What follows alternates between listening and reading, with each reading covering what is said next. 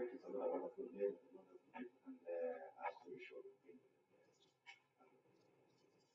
today, as I always promise, I promise for the guest that I know how to do. My resident guest, Kiberenge, the man. So, Kiberenge, come in, son, and welcome to my beautiful. We're going to look at into this. Let's give us some feedback.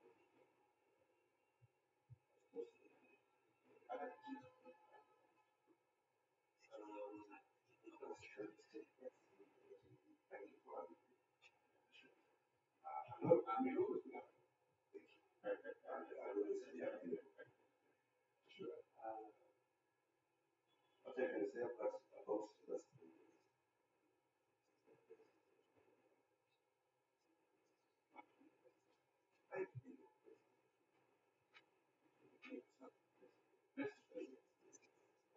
No, we always hope that Raila will become president. Yes. And today, for us, say that the best president of Raila, best president. But now, looking at the control of the red right now, of aspiring to become itself, okay, I can say among all the opportunities, all of them, but we are not going to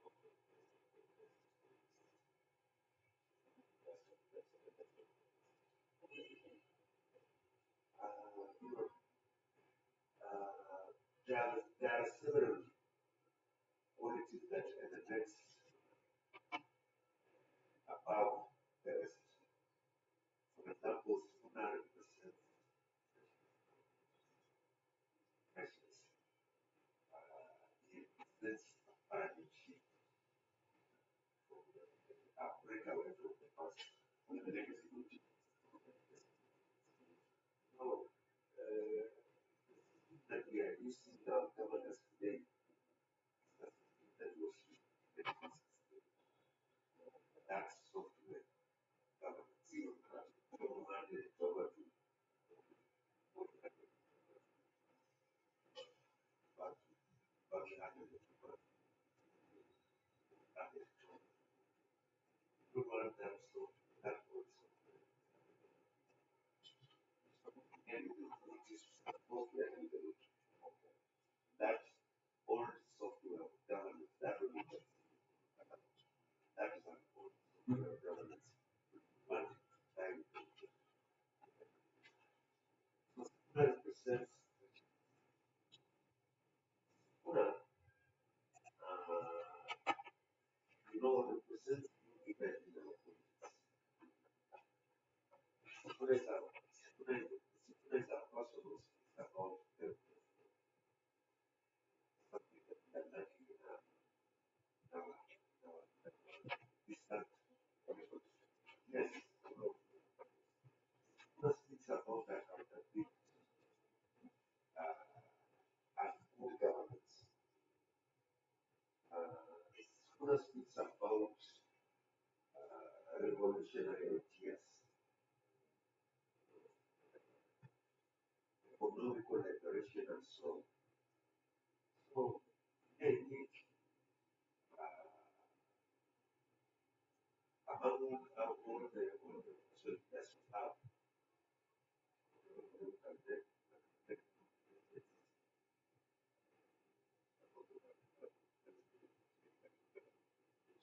but if we want to upgrade fast, if we have decided that we want that program, then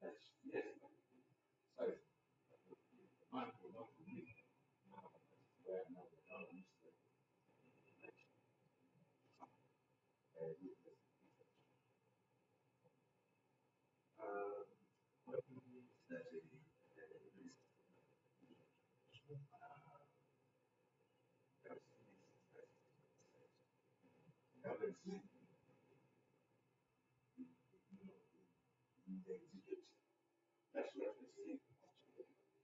Yes, and yes, that is what we do. But what I want to tell is what I remember Barack Obama was this.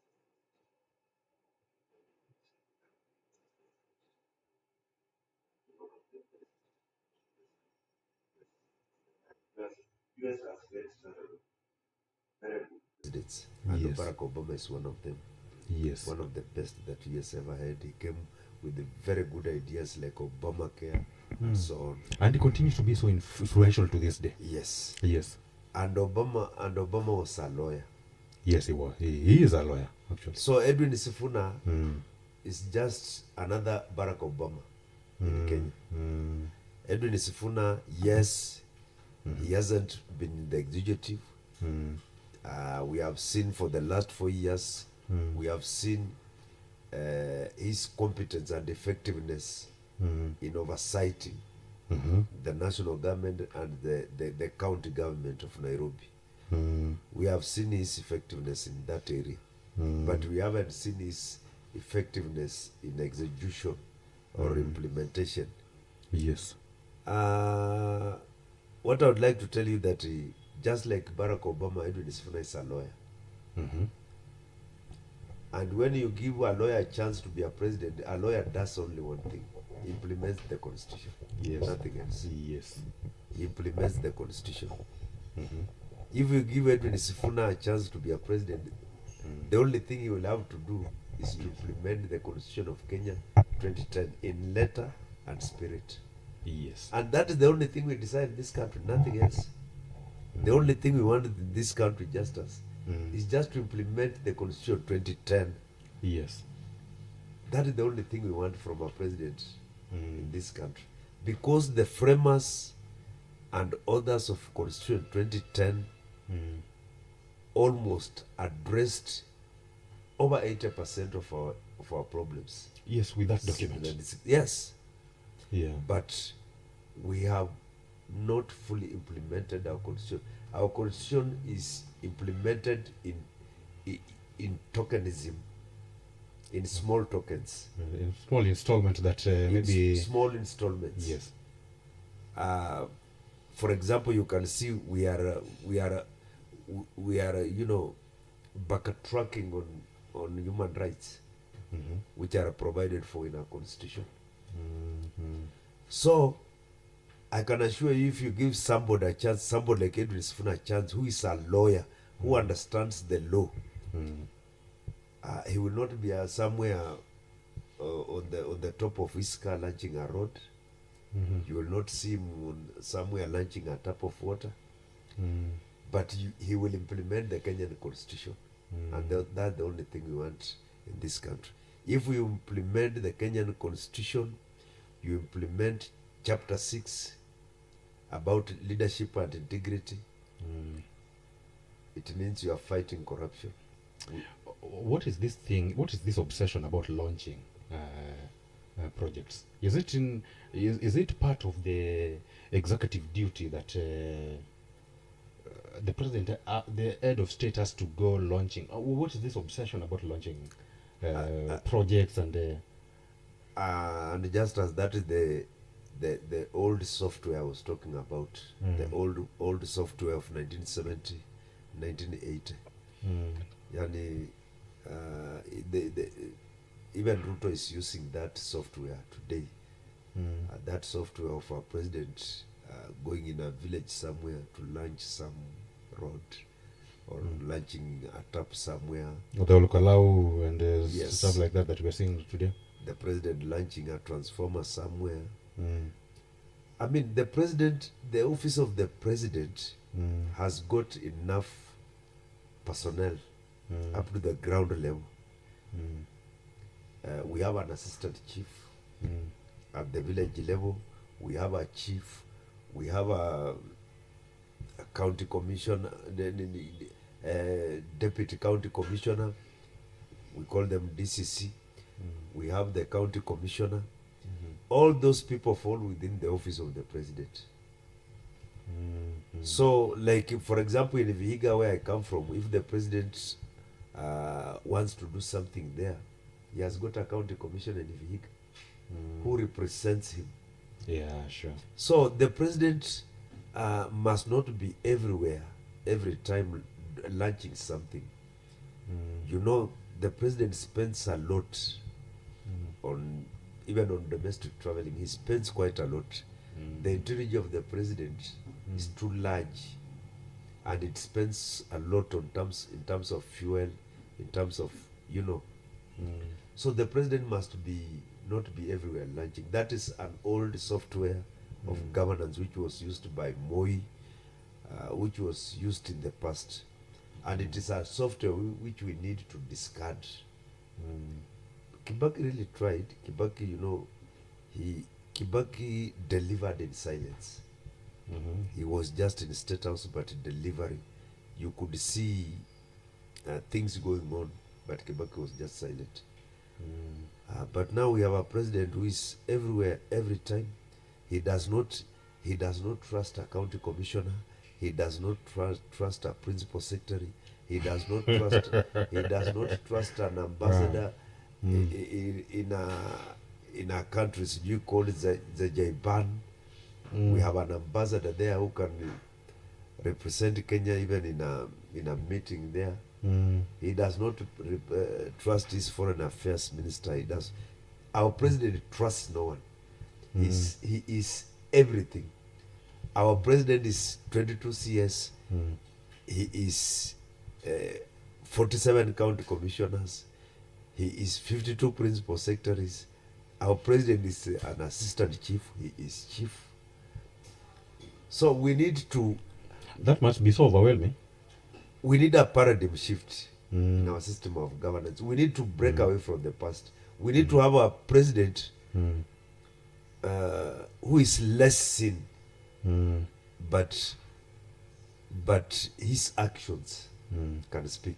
What does the law say about that kind of cardinal distribution of duties? That the president can just intervene, and because it's the office of the president, are there no clear mandates that launching a tap at the village level maybe should be a preserve of the chief down there? Yeah, that is or the law is so vague about it. No, I think the law is not so much assertive and clear, explicit and clear on that.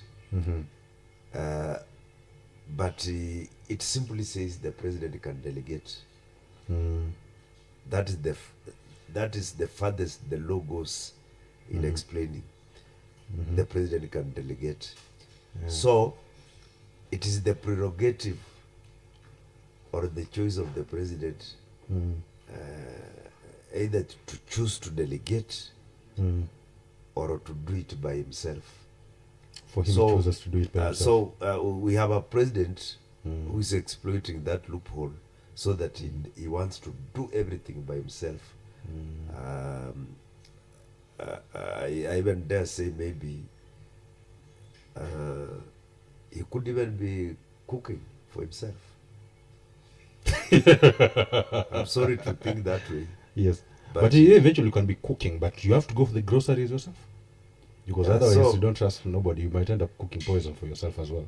So that's what I'm saying, that we need a breakaway from that. And if you give somebody like Edwin Sifuna the presidency, what will Sifuna do different? What Sifuna will do different? What Sifuna will do different in matters execution? Sifuna will give everybody in his government the leeway to execute their roles and functions without micromanaging them. Kibaki tried to do that. If you have a minister for foreign affairs, let him just perform. Let him serve in that space. Yes. Let him report to you as the president, but allow him to perform his functions. And every CS and everybody. Yeah, sure. Sifuna will do it differently. He will not micromanage. As long as you have appointed competent people in positions, you trust that they can deliver. You don't have to micromanage them. Yes. Because when you see, like right now, Ruto is micromanaging everything, because Ruto himself knows that the people he appointed in various positions are incompetent people. So he has to do everything. If you have a CS like, for example, William Kabogo in the 21st century, in this Gen Z generation, a digital generation, we have somebody like Kabogo who is the CS for ICT. Yes. Kabogo hata ukimwambia USB ni nini anajua. Maybe he knows USC and USA. Ama Kabogo ukimwambia hard maybe drive anajua. I doubt ajui hizo vitu. So those memes that were going around about him looking at the window when somebody is telling him about windows. Yes. Those are technically true. Yes. Because I think Ruto is very unfair to the youth generation in this country. We have very many youth in this country who are qualified in matters ICT. But you can have somebody, William Kabogo as their CS sure. How will Kabogo improve the the ICT sector in Kenya? Not even the infrastructure. I mean, you need somebody actually who is whose mind is actually so forward looking. And kuna vijana wamesoma ICT Kenya hii, kuna vijana wamefanya computer science and everything, and then you give them William Kabogo as CS. And there is even a time there was a delegation from Finland, I can remember. Finland, which was visiting Nairobi, and they were in the State House, and in that delegation there was a minister for Finland for ICT, kijana mdogo, and I think on the sides of that meeting that was going on at State House, Kabogo was having a discussion with the ICT minister for Finland, and it seems like the Kabogo was not understanding the discussion they were having.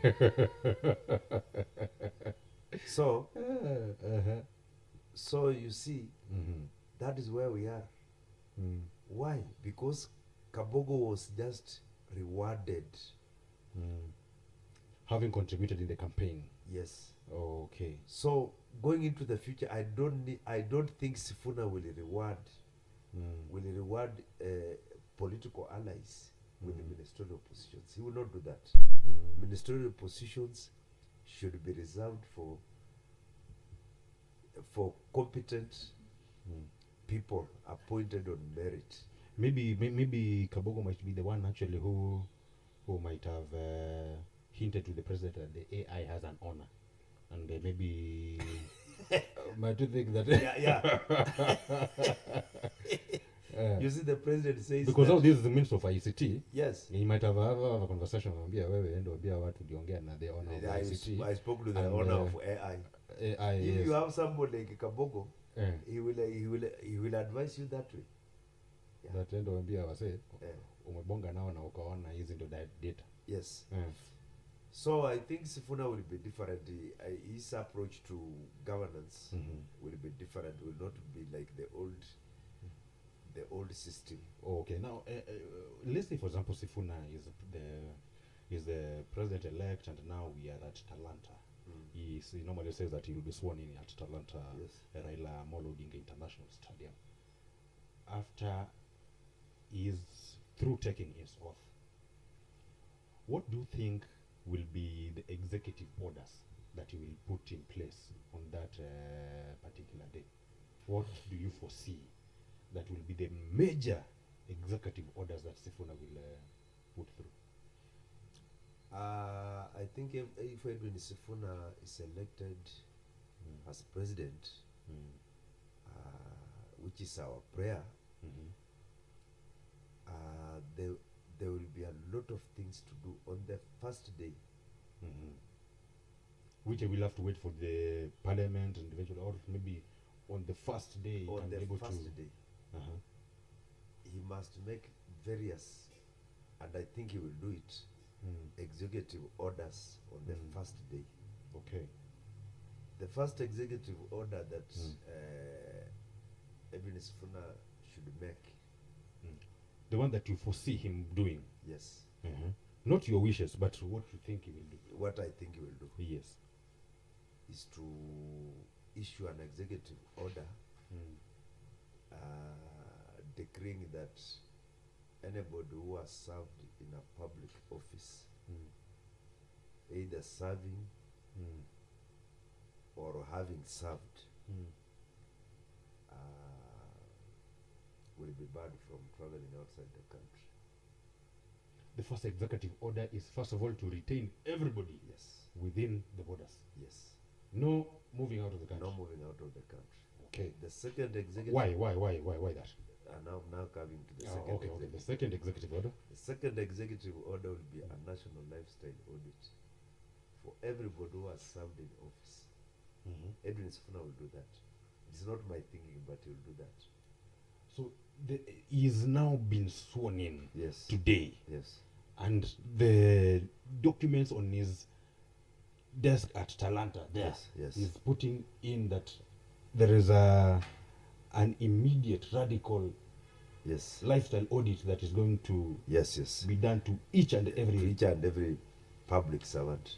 Okay. You know, the first executive order of freezing movement was so that people cannot run away the second one. People cannot escape the second one. Yes. So, Eh. and I'm sure Edwin Sifuna will even issue out an amnesty that if you know you have taken you have stolen public resources, you have 60 days to surrender those public resources. Yes. So as we are now pursuing the lifestyle audit, he has also issued an amnesty yes, that you have 60 days yes, to surrender. to surrender all the resources that you've acquired illegally. Yes, illegally. Okay. Then another executive order that Edwin Sifuna will issue out. It is the abolishment of housing levy.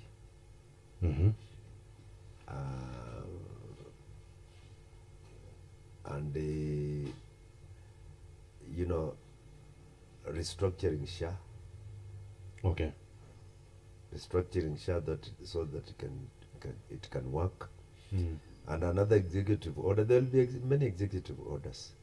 Another executive order is a commission of inquiry into abductions and extrajudicial killings.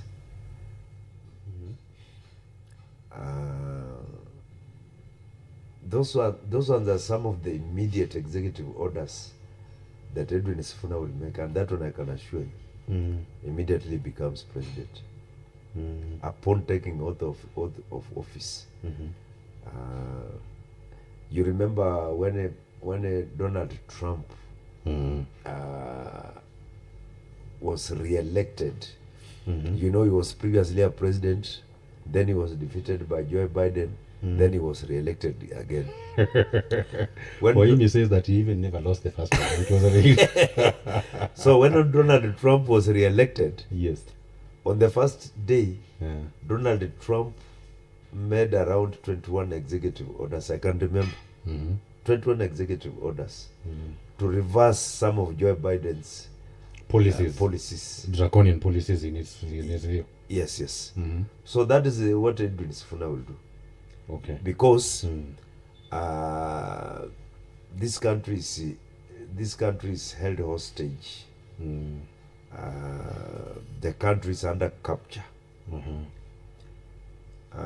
We have people in this country who are richer than Kenya, richer than this country. The people who are richer than the entire Yes, individuals are lending the Kenya government money right now as we speak. Individuals. So these people are richer than the country. Yeah.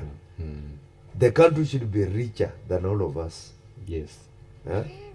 But it is the other way around. People are lending money to the Kenya government through what we call treasury bonds. Yes. So the country is under capture. You can see, like there is another bank called Sidian Bank. I don't know who owns it. Now Sidian Bank, various government departments are now banking it at Sidian Bank.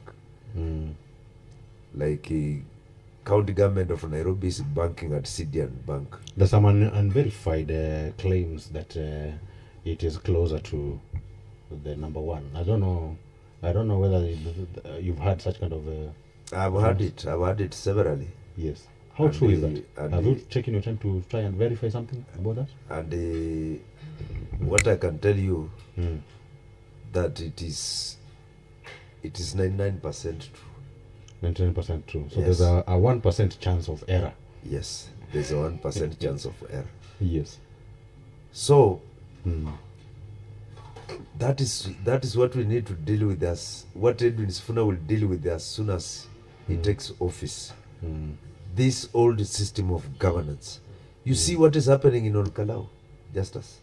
Now people are the entire government is now in Olkalau. Even State House cooks are in Olkalau. KPLC is in Olkalau. Every CS is in Olkalau. Kila kitu inaendelea. Now, Yes. now we shall start. Sorry, God forbid, all of us will is beginning to pray that my MP should die so that we get where I come from. No, it's a Si very kila sad watu state Kenya for the wataanza country. kuomba si mbunge wetu akufe. So it's only during these bereavements that the constituents are now able to get benefits that they are supposed to actually get on a normal day. Yes. But if you implement the Kenyan constitution, which I'm telling you Edwin Sifuna will implement, You don't need an MP's death then. yes, it says that every Kenyan is entitled to development regardless Of of their their affiliation. political affiliation. Yes. So Ruto cannot do that because he doesn't believe in that constitution.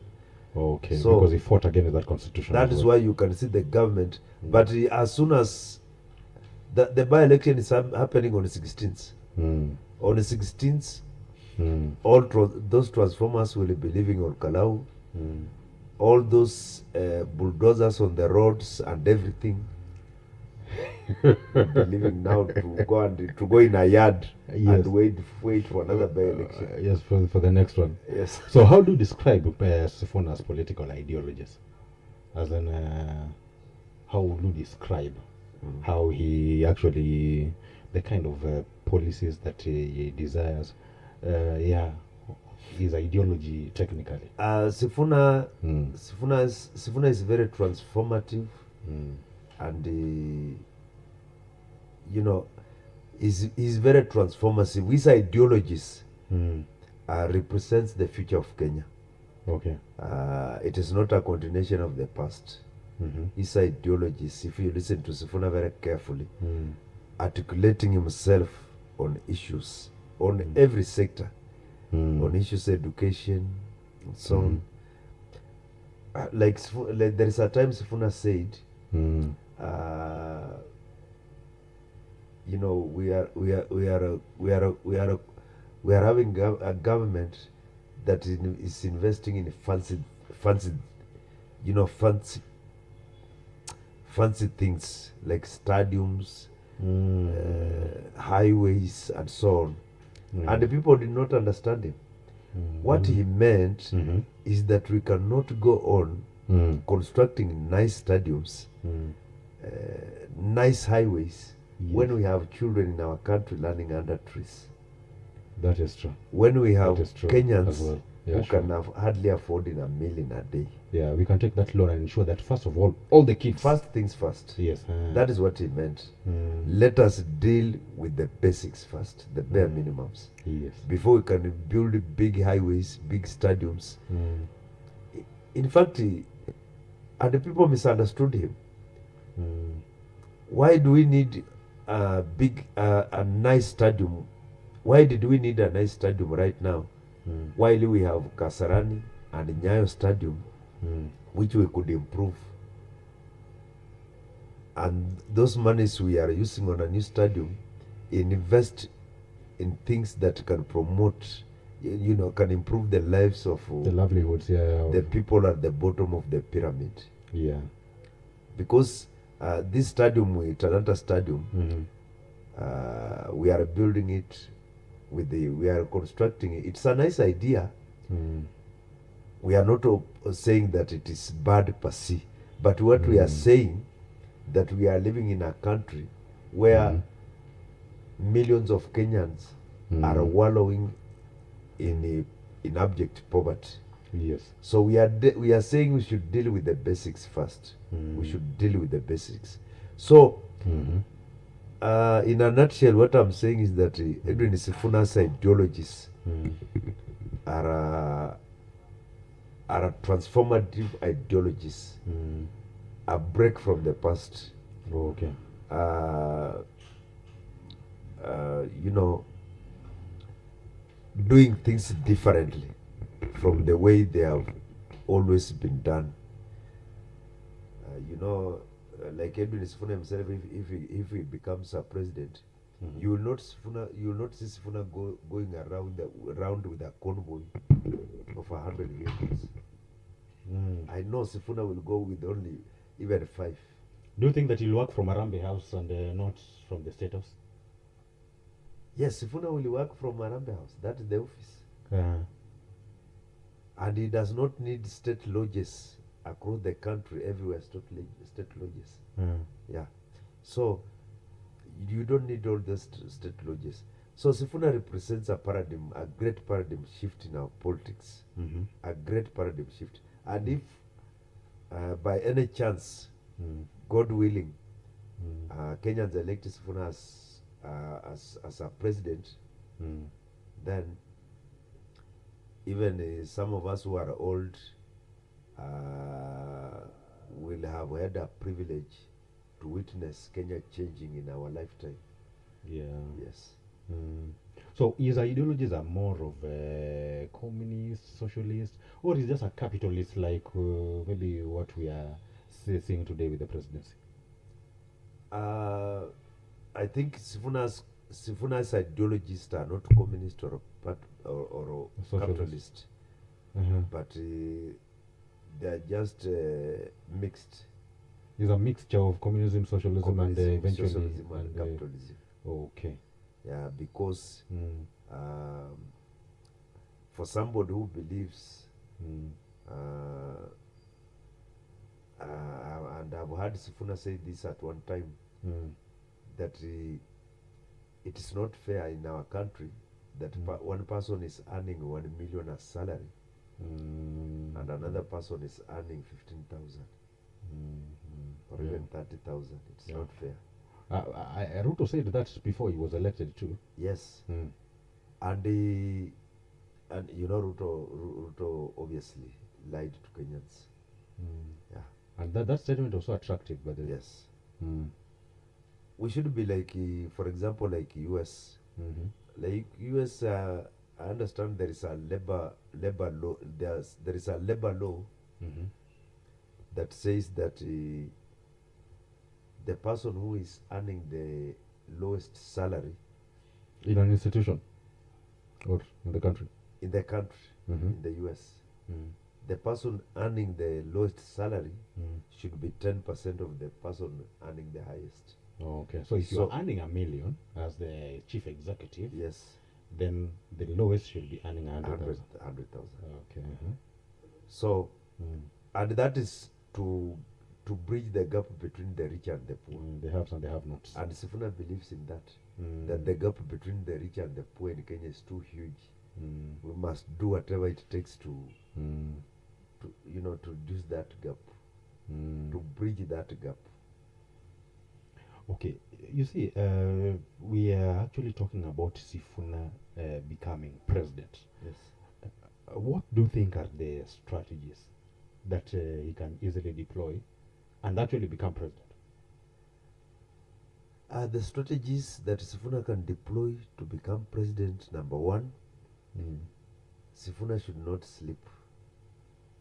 And I hope he listens to this. Mm. You remember what Ruto did in towards 2022?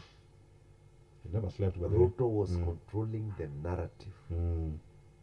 Ruto was the one shaping Mm. the conversation in this country Yeah. towards 2022. Mm. Sifuna must do that. Mm. He He must be must. so, he's supposed to take over the Yes. position of Wamunyoro Yes. today. He must begin right now Mm. to control the national conversation, Yeah. to shape the national debates. Yeah. He must do that. Mm. And that is the first strategy. Mm-hmm. He must make sure, because Ruto cannot do it right now. Kenyans no longer trust Ruto. So sad state. Once you have been given that tag of liar, you are done. Mm. So Mm-hmm. Sifuna must not sleep. He must Mm. use it as a strategy, and he must not do lies like Ruto. He must not do lies. Mm. Let him just choose one issue Mm-hmm. and galvanize Kenyans Mm. around that issue. Mm-hmm. Like Ruto chose Asaravas dynasty. Yes. So And he really ran with it. yeah, Neither he- any other person could not catch up. it radicalized Yes. people at the bottom of the pyramid. Mm. So Sifuna must choose an issue Mm. which is not a lie, Mm. a realistic issue which is implementable. Mm. Like Kibaki, his issue was free primary education, Mm-hmm. and it was a revolutionary idea, and it Mm. made Kenyans Kibaki get votes across the country. Just one issue, Yes, free absolutely. primary education. Yeah. So Sifuna should come up with an issue Yes. and make sure that he's controlling the national conversation, he's shaping the narrative. Mm. Secondly, Mm-hmm. Sifuna's success Mm. will depend Mm-hmm. on coalition building. Yes. On coalition building. Mm-hmm. If the opposition sticks together Mm. and decide Mm. to support Sifuna, Mm. if Kalonzo Musyoka and the others Mm. decide to support Sifuna, Mm. then he will be home and dry very early in the morning. So you should embrace coalition. Coalition, yeah. Okay. He must convince these elders that he's the best, Mm. and he will change this country. Mm-hmm. He must persuade them Mm. to support him. Mm. To support him. Me, I think somebody like Kalonzo is not. Mm. I'm not saying Kalonzo is not qualified to be a president, Mm-hmm. but what I'm saying, Mm. Kalonzo can be there just to advise and to guide. Mm. Maybe he can be serving as a speaker in the Mm. National Assembly. You can serve as a You speaker. know, in the US there is somebody we call Nancy Pelosi, who is the Speaker of the Senate, US. Mm. Very old. Pelosi. Yes, Nancy Pelosi. But she advises presidents. President rely on her for advice because she's so experienced and so on. Yes. So somebody like Kalonzo, we respect him. He's a very good leader. Kalonzo is untainted. He's a clean person. But what we are saying that Kalonzo should go in our history as one of the people who facilitated the transition or a generational succession in our politics. Yeah, he can go in our history as one of the people who did that. Okay, so you think that maybe in that ticket, Kalonzo should try to excuse himself, to recuse himself, so that excuse himself out, Yes. so that maybe somebody else takes as a deputy for. Yeah, I don't know what for they will Sifuna. decide, but that is my opinion. But that is my opinion. I don't know what they will decide. If they decide Kalonzo is the presidential candidate, or Sifuna is the presidential candidate, Kalonzo is running mate, or whatever, we shall still go by it. What about if Ruto himself sources Sifuna to be the president and then him the deputy president? Or that is not a possibility? That is not possible. Why not? But Sifuna has pronounced himself on that. Oh, that Yeah, even yes. if he is supported by Yes, the he has current said president, that he is even not if interested. Ruto supports me for presidency, I will reject that support. Because it's ill motive, or why? He believes that Ruto is the worst we have had as a president. Oh, okay. That's okay, what okay. Sifuna believes. And he believes anything supported by Ruto should be rejected. Anything. Even something that is good, surely. Must it? No, in terms of politics. In Yes. terms of politics. Yes. Yeah, maybe somebody like MCA supported by Ruto, MP supported by Ruto, they should all be rejected.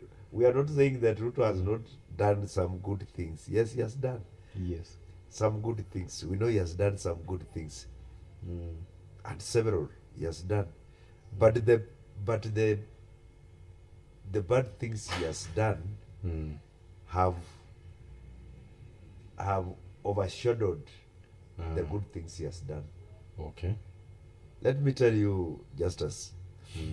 I remember at one time there was a certain Muzungu in somewhere called Dagoretti. He was running a charitable organization, paying school fees for children from poor backgrounds, feeding them and so on. So one day, that Muzungu was said to have defiled a girl, and that was the end of him. Nobody remembered the good things he had done. Nobody.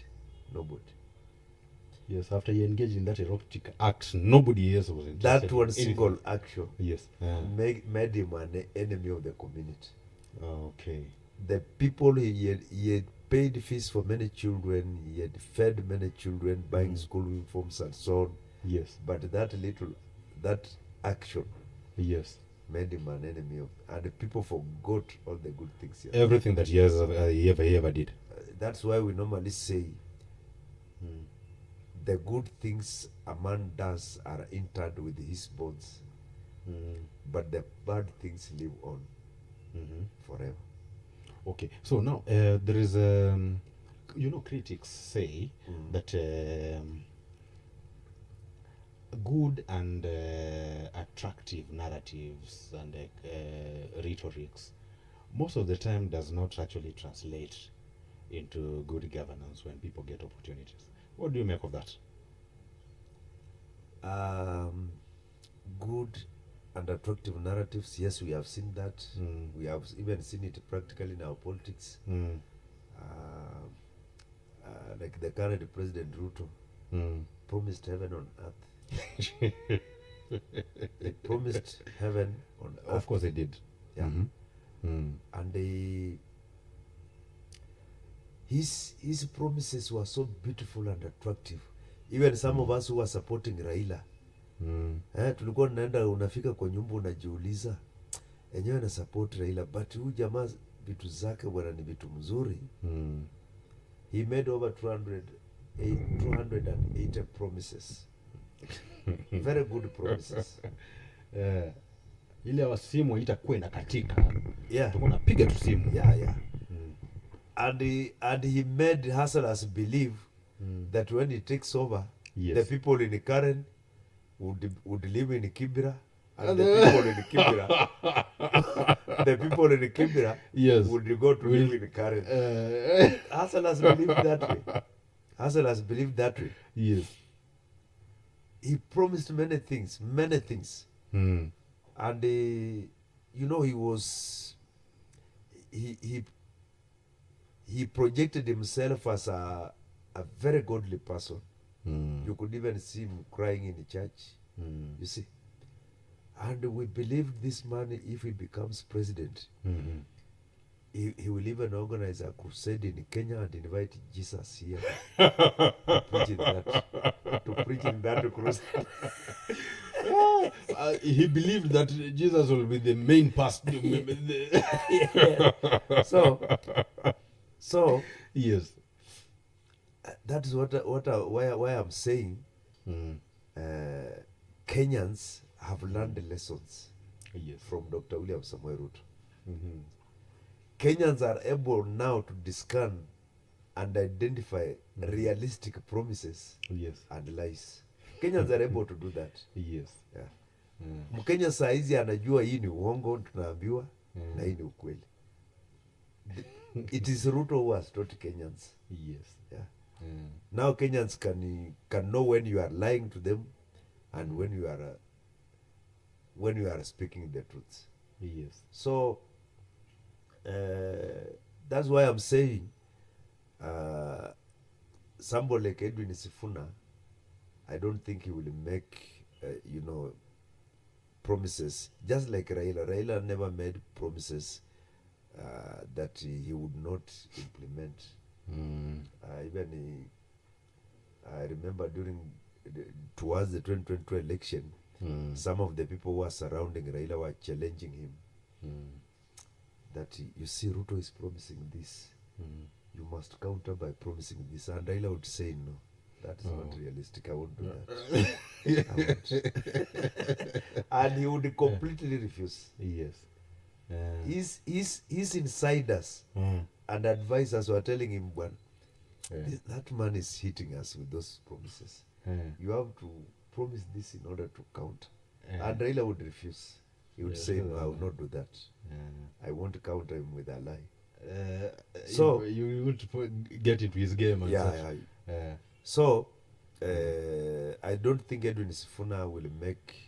Being a student of Raila, he will not do that. Right? You have seen him, Edwin Sifuna himself, say, I want to promise you heaven on earth. But at least one thing I can promise you, Kenyans, I won't kill anyone. Oh, I won't. Yes. You heard him say that. Yeah. That one I can assure you. As in, I just want to, as we now wind up, Yes. I just want you to just tackle one more thing. Yes. I have a lot of things that just the time is not on our side. Yes. I'm saying the director is already speaking a word to me. So kindly just walk us through his policy on national debt. We have a huge problem here with the national debt. Yes. So what do you think his policies on national debt will look like? Public debt. Yes. Yeah, so Sifuna has been very vocal on public debt. And he has pronounced himself severally. I think if Sifuna takes the presidency, the first step, I even refused. I even forgot when you asked me to state some of the executive orders Sifuna would make on his first day. I forgot that. First of all, he will make an executive order. An executive order for a forensic audit of our public debt. Oh, sure. A forensic audit, yes. For the public to now know, yes, this is the match that yes. how much Yes. how much loan did we borrow from China? Where's the money? Which projects did the money implement? We want to see the projects. Yes. How long do you think that audit will take? That could take some like 6 months. But the 6 months, we have a history with the 6 months. 6 months never work. Or I'm overthinking. You know when this is something that Some in the next 6 months, this public audit. this is Ameanza something tena, eh? this is something forensic, Hmm. something that you want to dig very deep. So I believe Sifuna's policy or a stand on public debt is first to audit. To audit first. Secondly, is to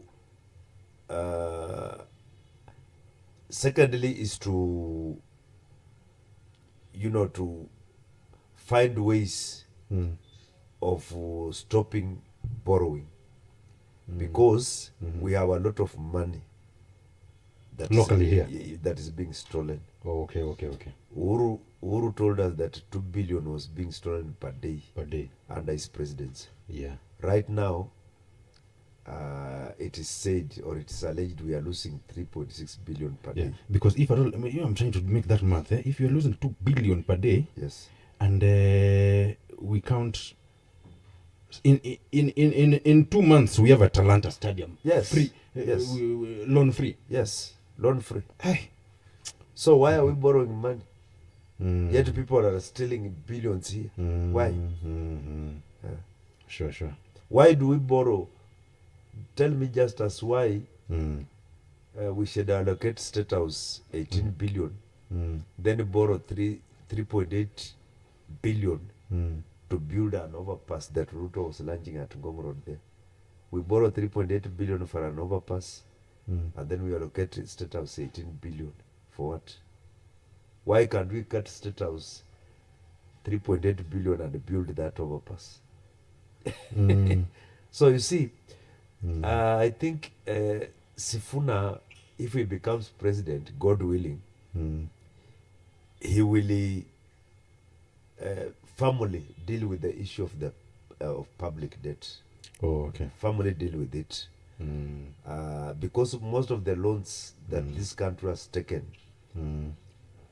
those loans have ended up in the private pockets. Those loans have not helped Kenyans.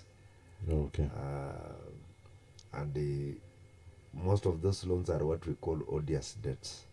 An odious debt is a debt that was taken without the approval of the people, without the approval of Parliament, and which did not benefit the people. That one is called an odious debt, and the person who borrowed must pay that debt. Yeah. Not the people of Kenya. Not the people of Kenya. So now just give us a final remark as we are now winding down. We just want you to just give us your parting shot. Yes. And for sure we'll also be looking into these political rhetorics that we are adding to the 2027. Yes. We're going to look at it holistically. Yes. And tackle other matters as well. So just give us your parting shot as far as Sifuna Presidency is concerned. My parting shot, Yes.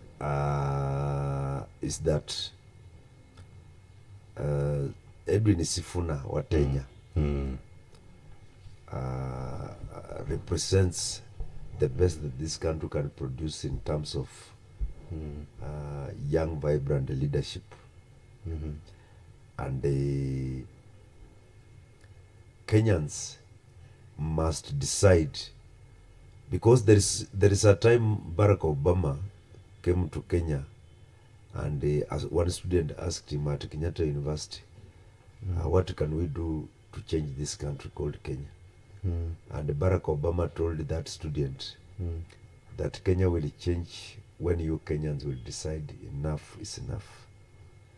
So me, I'm just persuading Kenyans that we must not just vote out Ruto to replace him. We must vote for a change. That is true.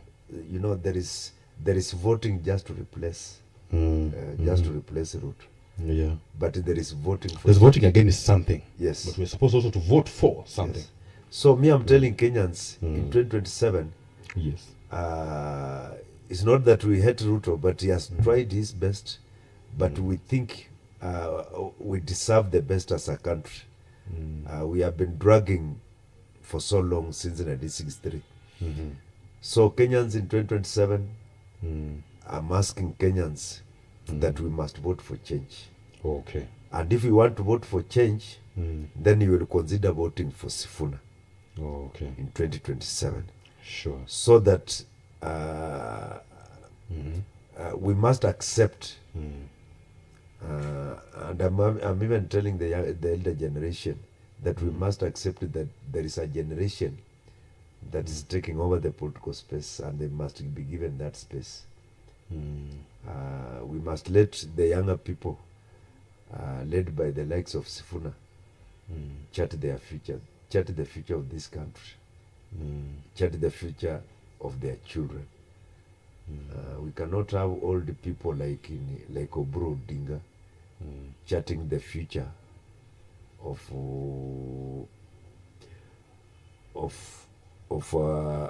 a child of a Gen Z. So Kenyans must vote for change. Yeah, sure. Kenyans must watch Sifuna very carefully. He's the best suited to be president and change this country in 2027. Okay.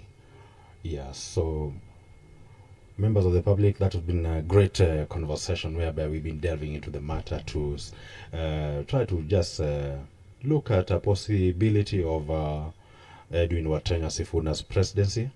And I believe it has been a great conversation, and we continue to make it interactive henceforth. Allow me to see you